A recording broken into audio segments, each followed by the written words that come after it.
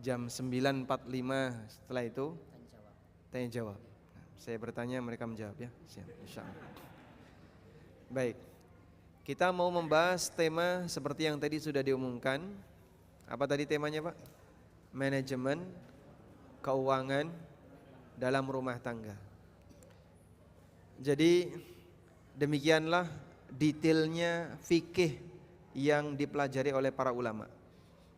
Sehingga mungkin kita mengenal ada istilah fikih muamalah yang mengajarkan tentang panduan transaksi antar hamba dengan hamba yang lain. Tapi ternyata dalam urusan muamalah juga tidak terbatas dengan itu. Ada juga muamalah harta khusus dalam urusan keluarga. Yang ini menunjukkan bahwasanya Islam demikian detail dalam mengajarkan semua aturan. Kita sepakat dengan hal ini, meskipun banyak orang muslim yang tidak memahaminya, apalagi menerapkannya. Jadi aturan Islam yang demikian banyak, pertama banyak yang tidak kita pelajari sehingga tersia-siakan ketika tidak terpelajari. Yang kedua, banyak yang tidak teramalkan, maka nuansa Islam tidak begitu kelihatan di permukaan. Kalau kita bilang Islam itu indah, Islam itu luar biasa, bagaimana praktek di lapangan? Ya masyarakatnya yang bertanggung jawab. Dan jika masyarakatnya nggak kenal Islam itu seperti apa, bahkan jangankan praktek, kenal saja nggak, tidak, maka Islam tidak akan kelihatan di permukaan. Karena itu ketika ada banyak kejadian keluarga broken home atau keluarga yang di situ mengalami sisi kedoliman, bahkan angka perceraian yang demikian tinggi disebabkan karena masalah harta yang tidak beres, bukan karena nggak ada aturan, tapi karena banyak kaum muslimin yang nggak ngerti aturan, dan yang kedua tidak mempraktekkan aturan. Ada satu kejadian, mungkin ini di zaman sekitar tahun 50-an atau 60-an. Waktu itu Syekh Muhammad Shaltut ini salah satu Syekhul Azhar, salah satu di antara guru besar atau ulama besar di Al-Azhar, Mesir. Beliau pernah ketemu dengan orang non-muslim, entah pertemuannya di Mesir ataukah di negara barat. Lalu beliau cerita tentang Islam. Karena cerita tentang Islam berarti cerita yang sangat ideal. Bagaimana aturan Islam, bagaimana ajaran Islam diceritakan kepada orang kafir ini, sampai akhirnya orang kafir ini tertarik. Jika memang demikian berarti agamamu itu luar biasa. Belum pernah ada aturan sedetail itu, ada aturan seindah itu. Akhirnya orang kafir ini pun ngajak kepada beliau, saya kok pingin tahu lingkungan kaum muslimin itu kayak apa, gimana penerapan aturan Islam yang demikian indah itu. Maka berangkatlah mereka, kalau nggak salah negara yang dijadikan sebagai prototip oleh Syekh, yang dipilih oleh Syekh ketika itu adalah Pakistan. Setelah sampai di lokasi, orang barat ini komentar miring, loh yang kamu ceritakan dengan realita di lapangan kok jauh berbeda. Yang tadi kamu ceritakan seperti ini demikian bagus, menjaga keadilan, menjaga kemanusiaan, ketertiban, kebersihan, dan aneka aturan-aturan Islam yang demikian sempurna. Tapi nyatanya masyarakatmu kayak gini. Lalu beliau menyampaikan sebuah kalimat yang mungkin layak untuk kita jadikan sebagai pecut bagi hati kita semua. Pecut itu bahasa Indonesianya apa ya? Sebagai cambuk bagi kita semuanya. Beliau mengatakan, al-Islamu mahjubun bil muslimin. Islam itu tertutupi dengan kaum muslimin. Jadi demikian banyak kekurangan yang terjadi pada kaum muslimin, indahnya Islam gak nampak di permukaan. Demikian banyak kekurangan yang ada di masyarakat Islam, sehingga semua aturan Islam yang demikian indah gak nampak di permukaan.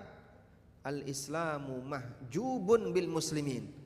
Islam itu tertutupi oleh kaum muslimin. Nah, semoga ini jadi trigger bagi kita. Tertutupi itu karena apa? Satu, nggak dipelajari. Yang kedua, yang sudah mempelajari tidak mempraktekkan dalam kehidupan nyata. Dan mungkin yang pertama masih banyak yang kurang, sehingga banyak di antara aturan-aturan syariat yang kita nggak ngerti. Maka kenapa keindahan Islam jadi hilang? Sebab kaum muslimin yang sudah dikasih aturan, mereka tidak mau mengenalinya, dan bahkan mereka tidak mau mengamalkannya. Oleh karena itu, jangan sampai kita menjadi orang yang menutupi indahnya Islam. Gara-gara kamu Islam itu jadi nggak kelihatan indah. Ternyata saya ada di situ, kan jelek banget itu berarti. Berarti kita tertuduh sebagai orang jahat yang menutupi keindahan Islam. Maka kalau kemudian kita berada di barisan orang-orang yang menutupi keindahan Islam, kita termasuk orang yang justru menghalangi dakwah Islam ini tersebar dengan baik. Dan demikianlah realitanya. Oleh karena itu, Nabi SAW pernah berpesan kepada para sahabat, la takun aunan lisyaitani ala akhikum. Janganlah kalian menjadi pembantu setan, penolong setan untuk menjerumuskan saudara kalian. Salah satu di antara bentuknya adalah ketika ada orang yang salah misalnya, lalu kita boikot bareng-bareng sampai membuat orang yang salah ini jadi mangsanya setan. Nah, karena nggak ada teman yang mau nerima saya, teman-teman yang sudah ngaji-ngaji itu nggak ada yang mau nerima saya.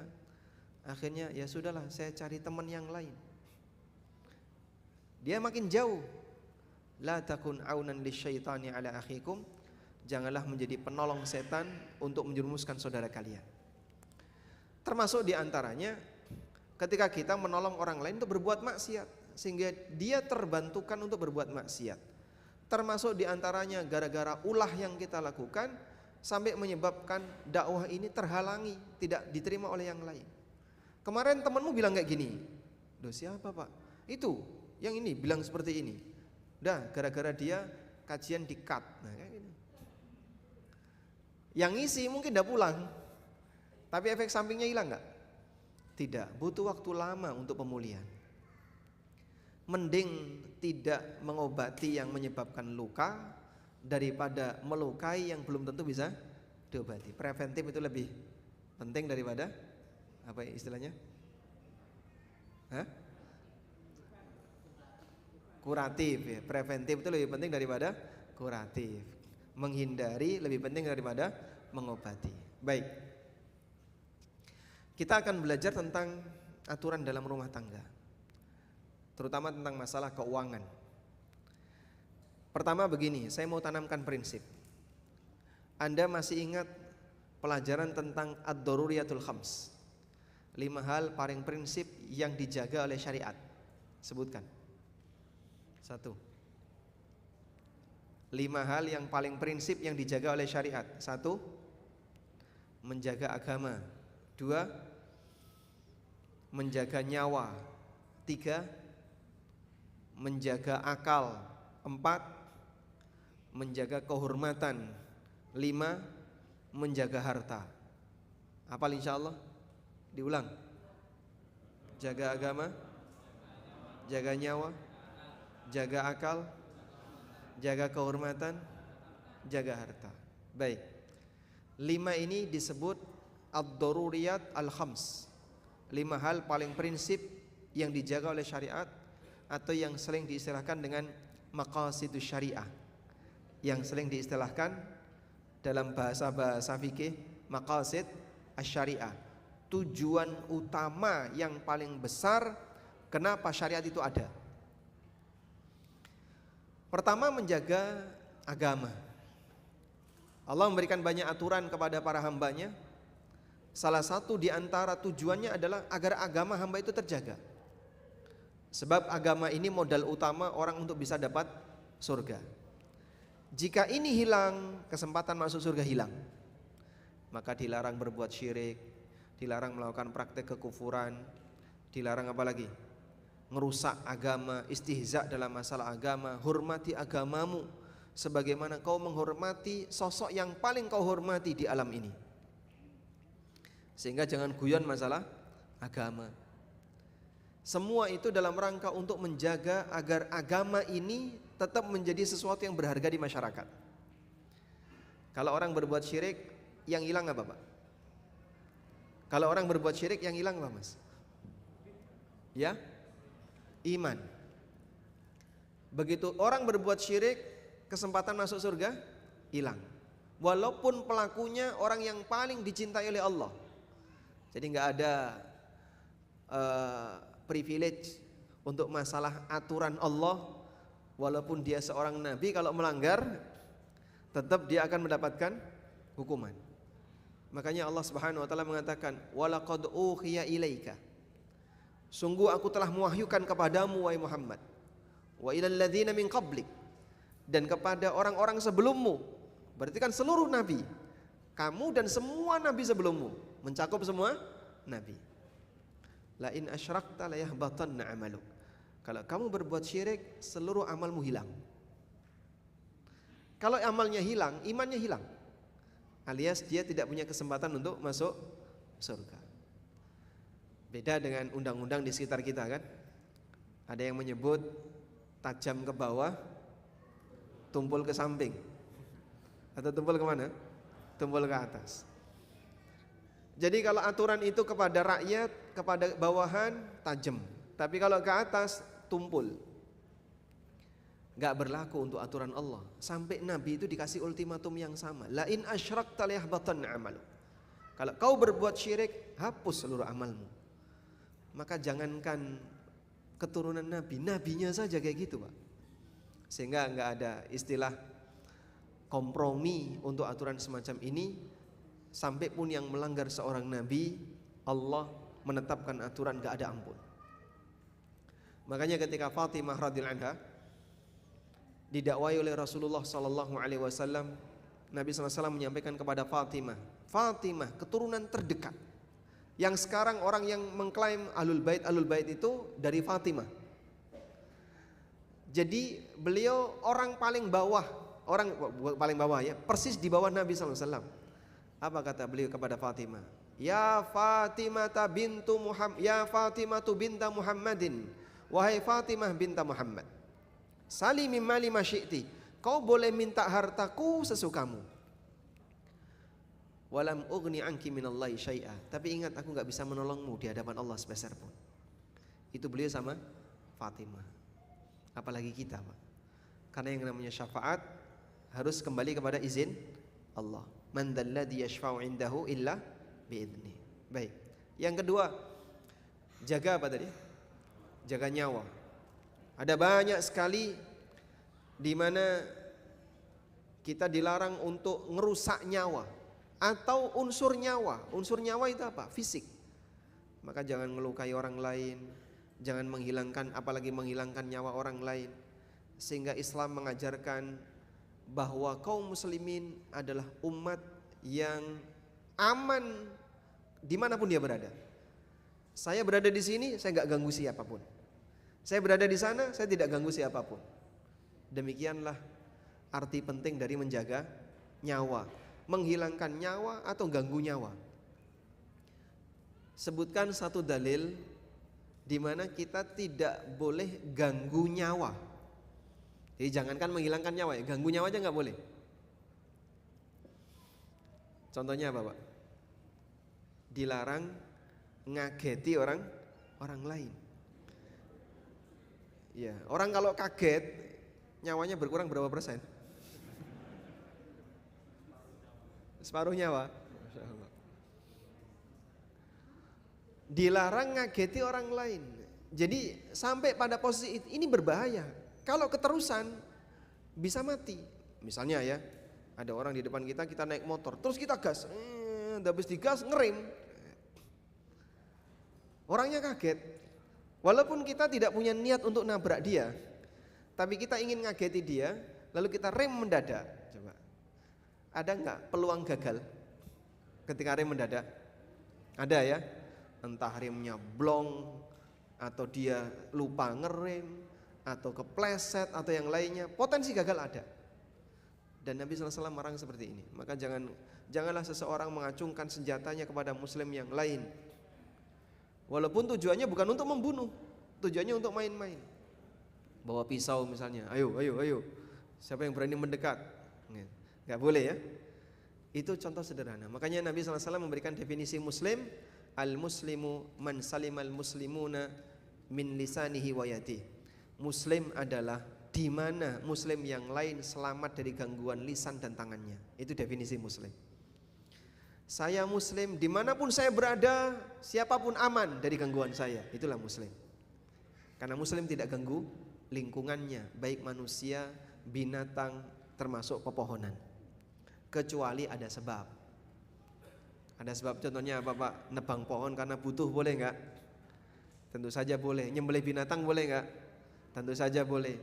Kecuali ada sebab khusus. Menghukum orang boleh nggak? Kalau dia salah boleh. Karena salah kemudian dihukum itu keadilan. Sebab orang salah kalau dibiarkan ya nggak adil. Apa bedanya antara yang salah dan nggak salah? Selanjutnya, menjaga apa berikutnya? Yang ketiga, jaga akal. Maka karena kita diperintahkan untuk jaga akal, semua makanan atau minuman yang rusak akal haram. Mau yang cairan, mau yang padat, gas, semuanya haram. Yang kedua, jaga akal dengan baik, jangan mikir yang macam-macam. Maka ngerusak akal juga bisa bentuknya mikir yang gak karuan. Filsafat itu mikir gak karuan ya. Coba definisikan tentang waktu. Wow, mendefinisikan waktu itu ada satu halaman ini. Ini waktu didefinisikan malah gak jelas. Sehingga kadang orang mikir macam-macam sampai mikir keduren, kepunjulen ya. Akalnya jadinya rusak. Maka ada banyak testimoni yang disampaikan oleh para ahlul kalam ya.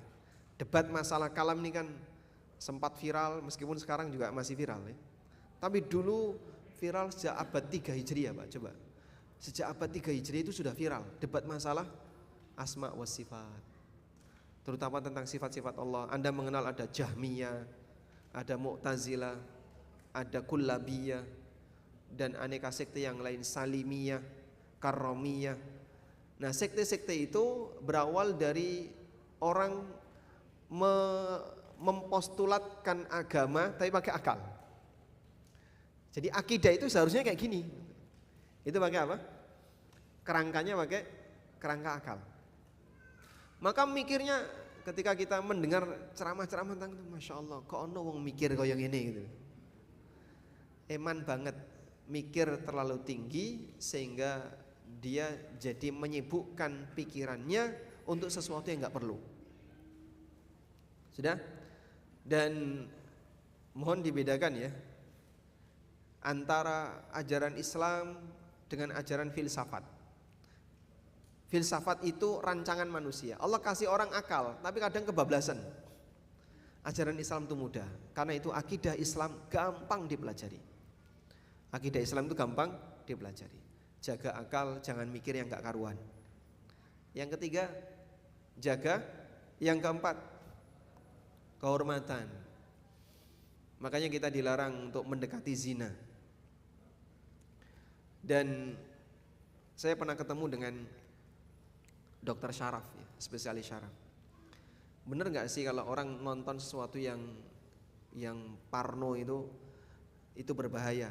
Kata dia, oh iya benar, itu diakui oleh semua, bahkan orang barat pun mengakui. Karena ada hormon apa namanya? Endorfin ya. Nah, hormon ini kalau sudah sering dikasih trigger, maka akan menyebabkan orang jadi kecanduan dan hilang rasa puas. Sudah, nanti akan lagi, seperti itu terus. Dan karena hilang rasa puas, sehingga tahap 1 dia naik tahap 2, naik tahap 3, naik tahap 4, sampai kemaluan. Puncaknya kan di situ. Dan itu pun nggak beres, nggak puas lagi, sehingga yang sebelumnya hubungan badan dengan lawan jenis nyari sejenis. Belum puas lagi, dengan manusia nggak beres, nyari kewan. Dengan kewan nggak beres, nyari jin. Apa bisa Pak dengan jin? Ya itu perumpamaan saja ya. Tapi demikianlah karakter orang seperti ini. Itu dipengaruhi oleh sebuah hormon yang ada di otak katanya. Dan itu bisa memicu orang untuk kecanduan dan gak ada ujungnya. Makanya Allah katakan dalam Al-Quran, zina itu jalan. Wala taqrabuz zina innahu kana fahishatan wa sa'a sabila. Janganlah kau mendekati zina, karena ini adalah perbuatan fahisyah dan jalan yang buruk. Allah sebut jalan. Nek wis melbu angel metu. Nek wis melbu, kalau sudah masuk susah keluar. Dan demikianlah realitanya. Makanya tobatnya pezina itu susah. Wis kadung pacaran itu Masya Allah. Kamu harus berpisah, ora iso. Sehingga Nabi SAW ngasih pilihan apa? Lam ara lil mutahabaini illan nikah. Aku tidak mengetahui adanya solusi bagi dua orang yang saling mencintai kecuali satu, nikah.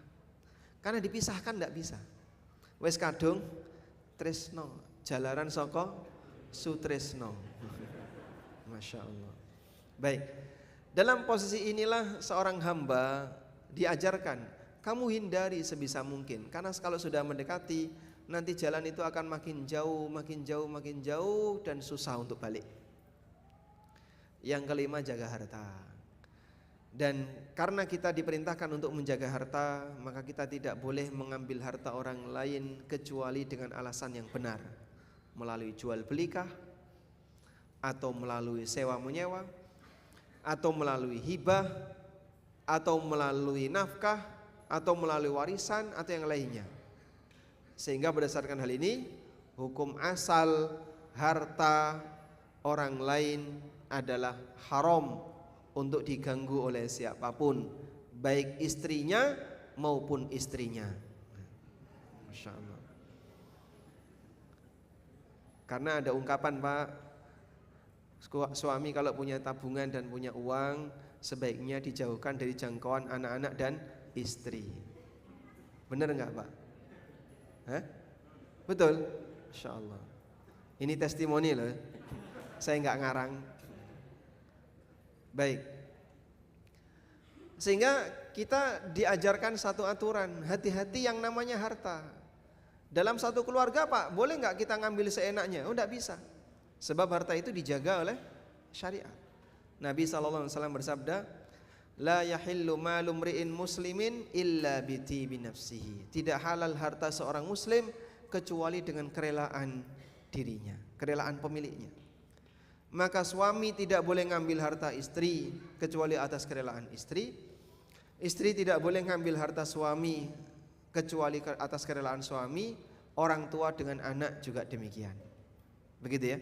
Sehingga ungkapan harta suami adalah harta istri, harta istri, harta istri. Pemenangnya adalah ras terkuat di bumi. Harta suami adalah harta istri adalah harta istri. Kok penak? Baik. Yang benar gimana Pak? Harta suami, harta istri, harta anak, anak. Sudah?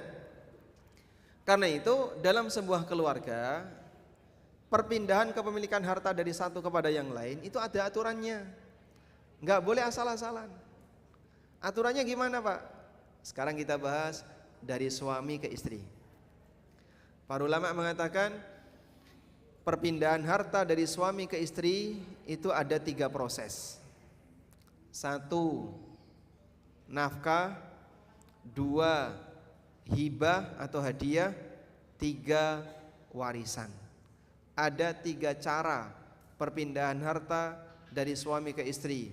Coba sebutkan tadi. Nafkah, hibah atau hadiah, warisan. Dah? Enggak ada yang keempat. Gonimah ada enggak Pak? Mosok suami kok gonimah? Kayak bojone mateni ngono. Wah itu gonimah loh Pak. Kalau kita sebelum, ibu-ibu misalnya, sebelum nyuci celana suaminya, apa yang dilakukan? Ya? Mencari gonimah. Masya Allah. Ini penyelewengan istilah ini. Suaminya kalah perang, harta rampasannya diambil. Baik. Dalam posisi itu, harta yang ada tersimpan di celana, yang tersimpan di baju, itu milik siapa? Suami. Maka Anda kalau nemu 20.000, 30.000, 40.000, ketika nemu duit seperti ini di baju suami, apa yang harus dilakukan? Laporkan, sampaikan. Pak, saya tadi nemu duit sekian, duitnya ada di meja Bapak. Masya Allah. Ya? Kenapa lapor? Karena sedikit. Ya. Nek 300.000, 400 ora usah lapor, Pak. Langsung masuk ke bini syariah. Kalau sudah masuk ke bini syariah susah untuk ditarik. Baik. Nah, apakah seperti itu nanti akan ada hisapnya? Jangan dikira. Hal besar kecil Allah hisap. Allah Subhanahu wa taala sebutkan di surat Al-Kahfi. Wa taral mujrimina musyfiqina. Allah berfirman, "Wa wudi'al kitab. Fataral mujrimina musyfiqina mimma fihi." Wa yaquluna ma li hadzal kitabi ya wailatana ma li hadzal kitabi la yughadiru saghiratan wala kabiratan illa ahsaha. Wa wudi'al kitab, ketika buku catatan amal itu sudah dibagikan. Fataral mujrimina musyfiqin, kau akan lihat orang-orang yang rajin berbuat dosa itu ketakutan. Ketakutan apa? Ketakutan baca buku itu. Padahal itu buku catatannya sendiri. Dia ketakutan untuk membacanya. Makanya hati-hati Bapak Ibu ya. Kita sekarang sama-sama sedang nulis buku, dan nanti akan kita nikmati buku itu di yaumil qiyamah. Ada orang yang ketika baca buku sambil tersenyum, ada yang sambil tertawa, dan ada yang sambil menangis, dan ada yang ketakutan. Fataral mujrimina musyfiqin. Kau lihat orang-orang yang berbuat dosa itu mereka ketakutan mimma fihi, isi dari buku itu. Buka aja takut, Pak. Wa yaqulun, lalu mereka mengatakan, ya wailatana ma li hadzal kitab la yughadiru saghiratan wala kabiratan illa ahsaha. Ini kitab apa? Kecil besar semuanya masuk. Innallaha la yadlimu mithqala dzarrah. Allah tidak menzalimi walaupun seberat dzarrah. Wa in taku hasanatan yudha'ifha. Kalau bentuknya kebaikan Allah lipat gandakan. Sehingga amal sekecil apapun walaupun seberat dzarrah. Atadruna mad dzarrah? Ataukah Bapak Ibu apa itu dzarrah? Seperti titik debu yang terbang di udara saat Anda melihat ada cahaya yang masuk lewat jendela. Kita lihat ya, ada debu-debu yang terbang itu, dan itulah kualitas udara yang kita hirup. Di Surabaya mungkin lebih banyak titiknya. Di Jogja lebih bersih. Nah, orang ketika mau nyentuh dzarrah itu terbang dia, nyentuh terbang lagi, nggak bisa disentuh. Berapa berat dzarrah itu, Pak? Bisa terbang, Pak. Gimana ngukur beratnya? Kita buat timbangan digital, kemudian sudah kelihatan bersih untuk dipakai nimbang emas misalnya, sampai 0,001 itu kelihatan. Ada banyak debu di situ, nggak ada angkanya. Ada banyak debu yang nempel di timbangan digital tadi, tapi nggak ada angkanya itu. Betapa ringannya itu. Timbangan manusia nggak masuk, tapi dalam timbangan Allah, mithqalu dzarrah tidak Allah remehkan. Semuanya Allah catat. Faman ya'mal mithqala dzarratin khairan yarah, wa man ya'mal mithqala dzarratin syarran yarah. Karena kan kita sering kayak gitu ya. Cuman kayak gini aja dok, Pak, kok dibahas? Iya, karena kita menganggapnya remeh. Yahsabunahu hayyinan wa huwa 'indallahi 'azim. Mereka menyangka itu hal yang remeh, padahal itu besar di sisi Allah. Remeh kenapa? Yang kayak tadi. Cuman kayak gini aja kok nggak boleh. Cuman kayak gini aja kok nggak boleh. Cuman kayak gini itu kamu. Karena dia nggak tahu besok konsekuensinya seperti apa di akhirat. Makanya duit 5.000 sama dzarrah berat mana? Wah, jangan diukur, Pak. Karena itu kalau kemudian orang seperti ini lalu dia menyangka cuman kayak gini. Innallaha la yadlimu mithqala dzarrah. Allah tidak mendolimi walaupun sebelat dzarrah. Semuanya akan dipertanggungjawabkan di akhirat. Nah, kita tanamkan kewaspadaan semacam ini baik-baik agar kita bisa menjadi hamba yang lebih hati-hati dalam beraktivitas. Bapak juga seperti itu ya. Harta istri jangan diganggu, Pak. Itu milik istri. Sudah? Lalu perpindahan dari istri ke suami ada nggak, Pak? Kalau tadi kan suami ke istri. Sekarang kalau dari istri ke suami ada. Apa, Pak? 1 hibah atau hadiah, 2 warisan. Nafkah ada? Nggak ada. Karena istri tidak wajib memberi nafkah bagi suaminya. Sak sugih-sugih wong wedok, sak kere-kerene wong lanang, wong wedok ora wajib nafkahi wong lanang. Walaupun istri sangat kaya, suaminya sangat miskin, yatim piatu, ya. Wajib yatim piatu, Pak. Yatim piatu, ya. Walaupun suaminya sangat miskin, tapi istri tidak wajib nafkahi suami. Maka sebabnya cuma 2 tadi, hadiah atau hibah, satunya lagi apa? Warisan. Baik. Sekarang kita lihat. Apa perbedaan masing-masing? 1, nafkah. Pertama, kriteria nafkah ya. Anda bisa tulis kriteria nafkah. Nafkah itu sifatnya wajib. Sehingga siapapun yang berkewajiban memberi nafkah tapi dia tidak menunaikan nafkah, dia berdosa. Dan ada 3 sebab mengapa nafkah itu wajib. 1, pernikahan. 2, nasab. 3, kepemilikan. Pernikahan, nasab, kepemilikan. Insyaallah hafal? Baik. Nafkah karena sebab pernikahan dari suami ke istri. Nafkah karena sebab nasab, bapak ke anak terus ke bawah, bapak ke anak, nafkah dari bapak ke anak, ke cucu terus ke bawah. Atau dari anak ke bapak. Sehingga kalau ada seorang bapak yang enggak mampu, sudah enggak kerja, enggak punya pensiunan, dan anaknya mampu, maka anak wajib ngasih nafkah ke bapak. Siapa saja, Pak, yang wajib ngasih nafkah? Semua anak, baik laki maupun perempuan. Anak perempuan wajib ngasih nafkah ke bapak. Jika anak perempuannya mampu, bapaknya tidak mampu. Sudah? Karena hubungan nasab itu tidak mengenal jenis kelamin. Walaupun ada yang prioritas. Kalau ada anak laki dan anak perempuan, maka yang lebih bertanggung jawab yang laki. Sebagaimana ibu bapak, yang lebih bertanggung jawab bapak. Begitu ya? Baik. Sehingga andaikan ada anak yang bapaknya sudah meninggal, tapi ibunya yang bekerja, maka ibunya ngasih nafkah ke anak. Apa hukumnya? Wajib. Karena itu orang tua. Sehingga hubungan nafkah orang tua ke anak karena nasab ini tidak mengenal laki perempuan. Baik. Tapi Masya Allah ya, kadang banyak anak gak bisa ngurusin 1 orang tua. 4 anak tidak bisa ngurusi 1 ibu. Padahal 1 bapak bisa ngurusi 4 ibu. Masya Allah.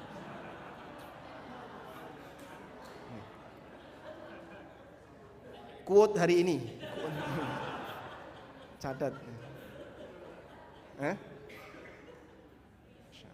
Baik. Nah, ketimpangan seperti ini banyak terjadi. Padahal anak itu wajib ngasih nafkah kepada orang tua. Kadang banyak orang tua yang terlantar. Saya kemarin sempat ke rumah sakit ya. Ketemu dengan ibu-ibu sudah tua sekali, kurus tua, dirawat di rumah sakit. Lalu ada yang jaga.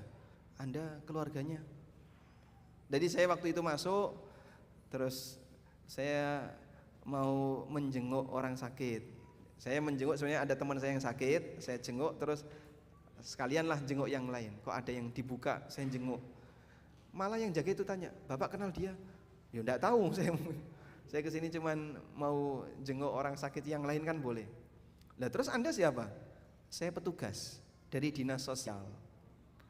Terus beliau enggak tahu keluarganya ada di mana. Ibu-ibu sudah sepuh, sakit sendirian, nggak ada keluarga. Lalu dia dirawat di rumah sakit, dibiayai oleh negara, dan ada yang jaga dari dinas sosial.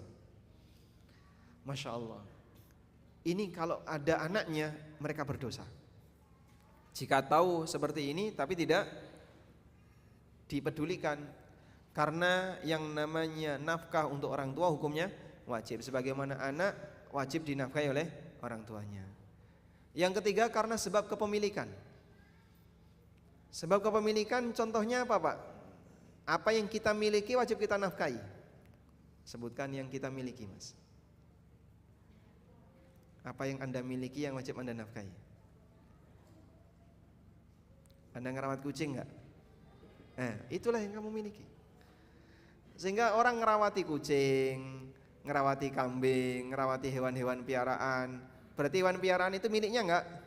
Miliknya. Wajib dinafkahi oleh siapa? Pemiliknya. Rasulullah SAW bersabda, dakhalat imra'atun fi hirratin. Ada seorang wanita yang masuk neraka gara-gara kucing. Amsakatha wala tut'imha. Dia kurung kucing itu dan tidak dikasih makan. Wala tursilha hatta ta'kula khashashal ardi. Dan tidak dia lepas sehingga dia makan serangga-serangga di tanah. Hatta matat, sampai kucingnya mati. Fadakhalatin nar, maka wanita itu masuk neraka. Jadi jenengan punya rawatan, makin banyak yang dinafkahi. Ngerawati burung, ngerawati ayam, ngerawati hewan piaraan yang lainnya. Maka kalau ada orang punya sapi, nggak bisa ngasih makan, pilihannya dua, sapinya dijual atau sapinya dimakan. Artinya apa? Disembelih. Karena ketika dia nggak bisa ngasih makan, sapinya dibiarkan dalam posisi kelaparan, mati, orangnya berdosa.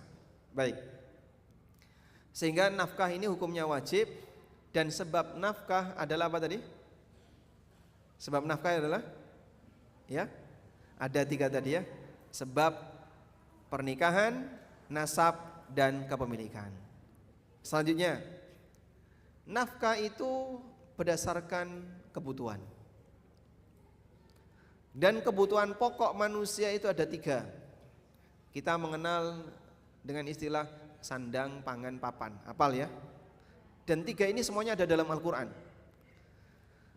Tentang sandang dan pangan, Allah Subhanahu wa taala berfirman, wa 'alal mauludi lahu rizquhunna wa kiswatuhunna bil ma'ruf. Bagi para bapak, dia berkewajiban untuk nanggung makanan dan pakaian bagi istrinya. Sehingga ada sandang pangan yang disebutkan dalam Al-Quran. Yang ketiga, papan, tempat tinggal. Allah Ta'ala berfirman, askinuhunna min haitsu sakantum min wujdikum.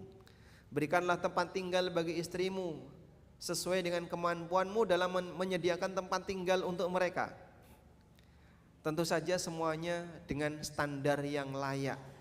Layak berdasarkan urf atau berdasarkan pemahaman atau budaya yang berlaku di masyarakat. Misalnya tempat tinggal yang layak itu standarnya apa? Ya, di situ ada tempat tidur, ada kamar mandi. Sehingga jangan sampai ketika mau mandi di luar. Istri kamu taruh di mana? Saya baru nikah. Terus ditaruh di mana? Saya kontrakkan. Tapi kalau mandi di luar, wah keliru. Nah yang benar gimana? Kamar mandi dalam, tidur di luar. Kayak tambah salah nih kayak ini ya. Jadi idealnya yang namanya kamar mandi itu tertutup sehingga akses dia ke sana tidak harus pakai jilbab, apalagi pakai niqab. Tapi dia bisa normal untuk beraktivitas sebagai seorang wanita yang berhijab. Itu standarnya. Makanan juga sama, pakaian juga sama.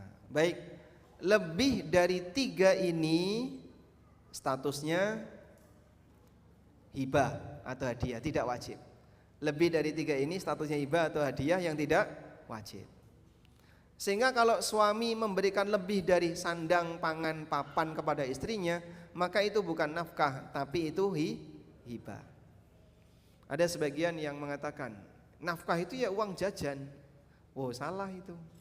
Nafkah itu adalah kebutuhan pokok sandang pangan papan tadi. Itu yang ada dalilnya dalam Al-Qur'an. Uang jajan yang lebih dari itu bukan nafkah, itu hibah atau hadiah. Maka kalau istri minta cemilan ya, lalu Anda kasih 10. Habis cemilan berapa? 10. Terus 11.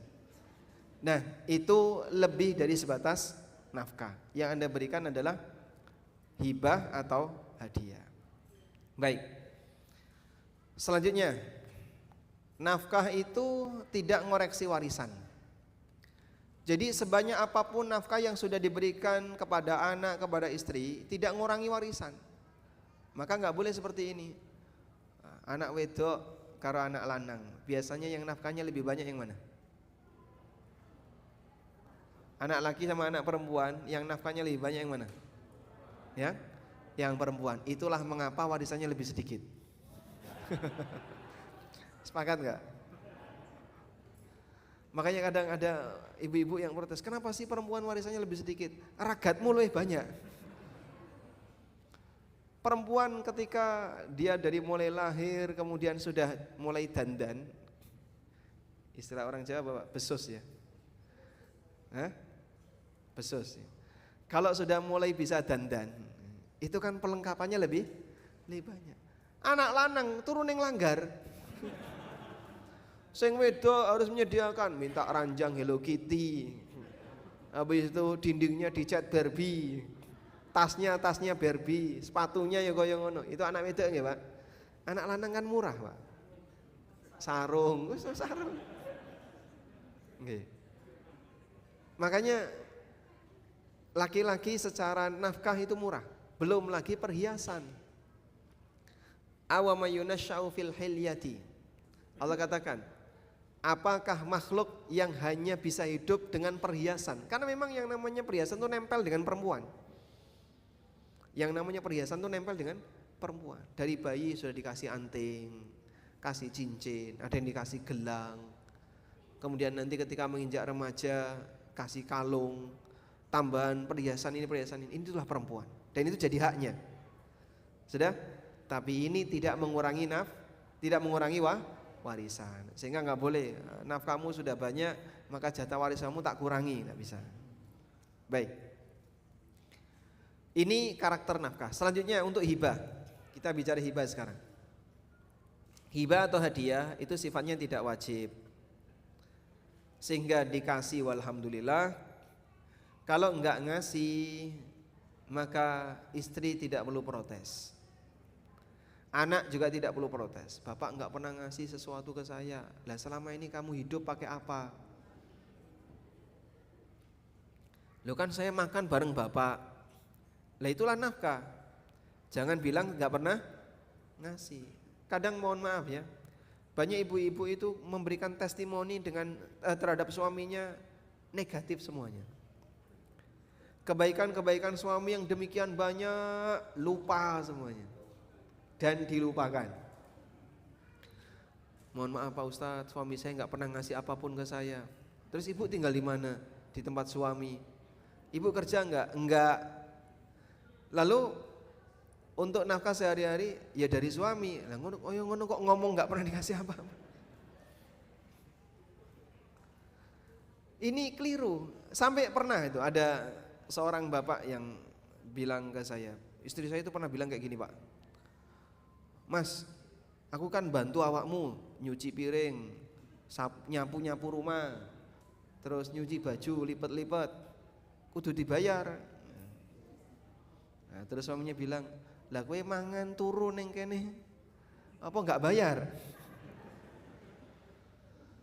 Itu kalau ngontrak harus bayar, makan turu, makan tidur harus bayar. Jadi berimbang antara ini dengan itu. Makanya jangan protes. Tapi Pak, istri kan sibuk sekali Pak, ngurusi ini seperti tangan 10. Suaminya cuma kesibukan satu, kerja. Ya kata kerjanya satu, tapi turunan kata kerjanya banyak. Mikir lagi. Sehingga sudahlah, masing-masing dikasih tanggung jawab oleh Allah yang berbeda-beda. fokus dengan tanggung jawab masing-masing, kerjakan sesuai dengan posisinya, begitu ya. Karena semuanya akan dihisap di akhirat. Udah? Nah, sehingga untuk yang hibah atau hadiah ini sifatnya tidak wajib. Karena tidak wajib, besarannya bebas. Besarannya bebas. Boleh enggak istri suami ngasih hadiah kepada istrinya sebesar-besarnya? Boleh. Dia misalnya bilang ke istrinya, ya, Dek, pokoknya semua ini jadi milik kamu, wis tak kena awakmu. Rumah, tanah, mobil, tabungan, wis ini tak kena awakmu. Saiki aku nunut kamu. Suaminya nunut istrinya. Boleh Pak kayak gitu Pak? Boleh? Boleh. Andaikan suami menghibahkan semua hartanya ke istrinya, boleh. Ya. Terus nanti Pak, ya suaminya nggak punya apa-apa jadinya. Lah dia tinggal di mana? Ya nunut istrinya, nebeng ke istrinya. Karena sudah dihibahkan ke istrinya. Ya sah-sah saja. Tapi kalau terjadi perceraian, entek kabeh dah. Suami nggak punya apa-apa. Baik, muncul pertanyaan, Pak, kalau suami beli tanah, lalu atas nama, sertifikatnya atas nama istri, itu tanahnya milik siapa Pak? Milik suami atau istri? Uangnya? Ya uangnya uang suami, saya nyambut gawe suami, istri nggak kerja. Tapi saat beli tanah, sertifikatnya atas nama istri, itu tanah suami atau tanah istri? Sebentar dulu, Bapak-bapak jawabannya apa? Suami. Kalau ibu-ibu? Istri. Terjadi khilaf.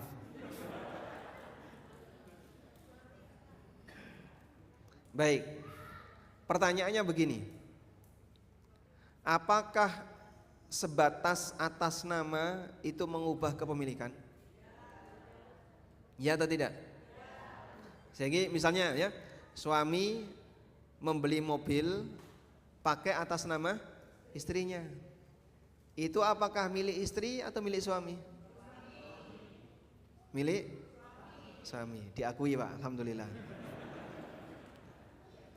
Loh kok bisa? Kan sudah atas nama istri. Nah atas nama belum tentu jadi milik. Anda misalnya beli mobil, wah nanti kena progresif, pinjem KTP, sinten? Tetangga atau teman. Siapa orang yang Anda akan pinjem KTP-nya? Anda membayangkan, iki tak silih KTP nih, kira-kira pokoknya sampai mati orang ini gak bakalan punya mobil. Sehingga kita nyari orang yang jadi miskin abadi. Nah kalau orang itu mau beli mobil kan gak bakalan mau.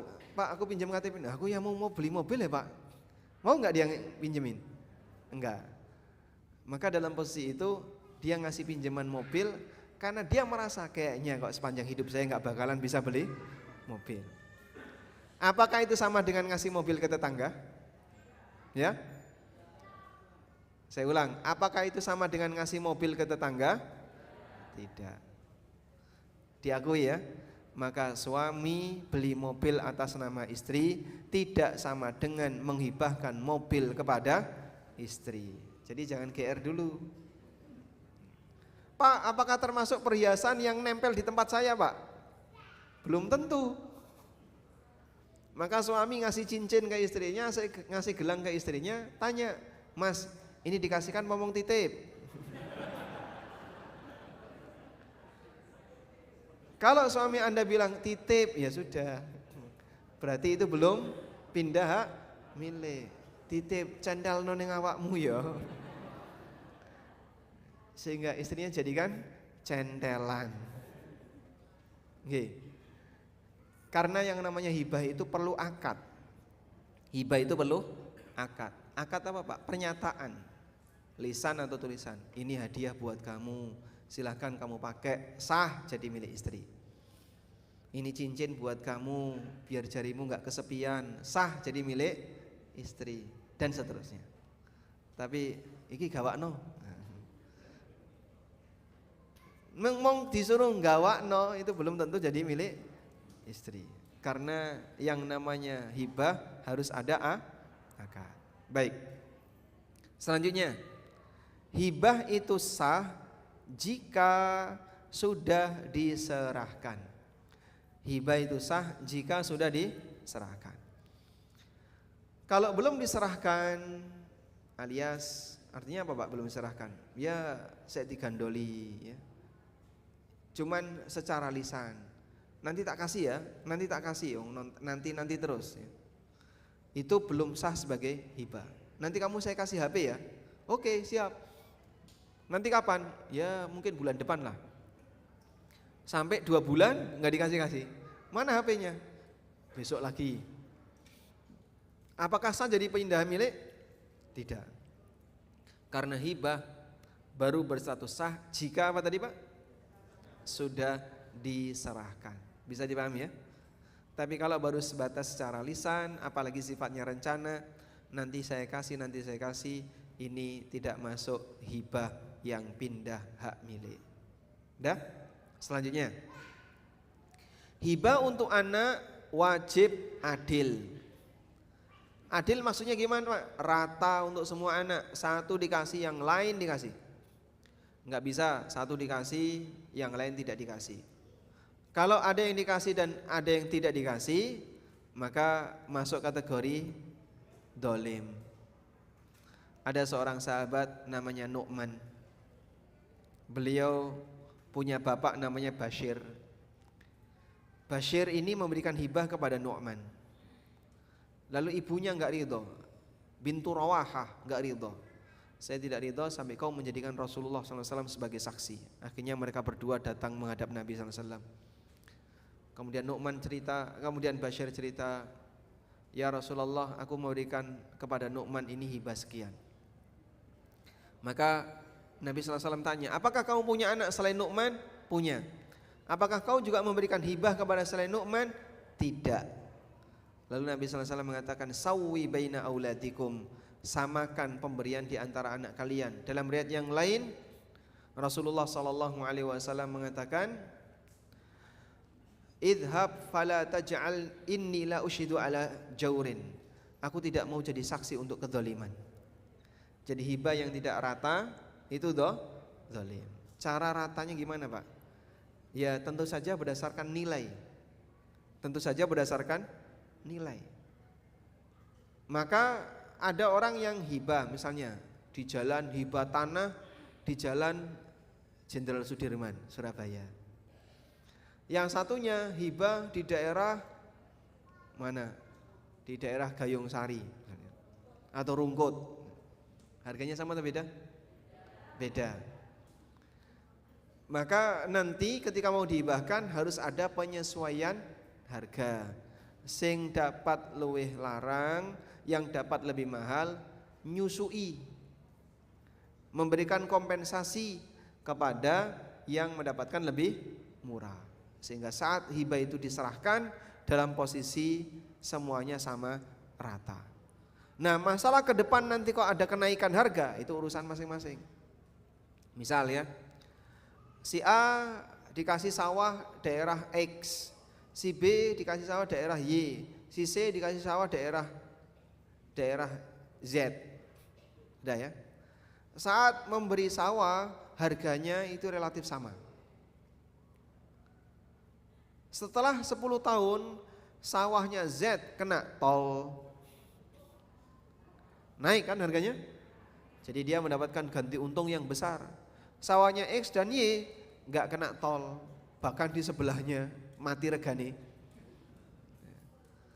Maka boleh gak protes saudaranya ini? Gak boleh. Kenapa?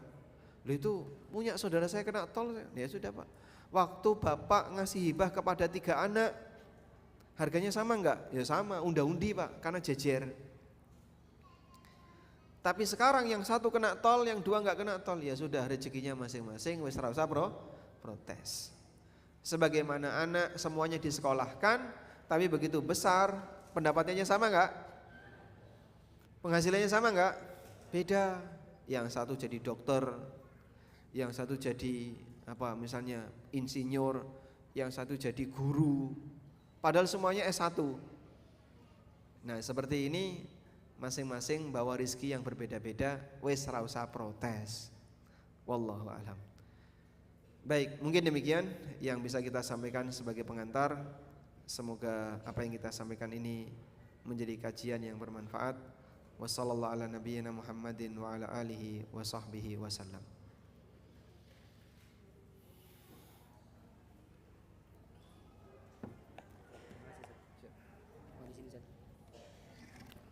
Di sini aja.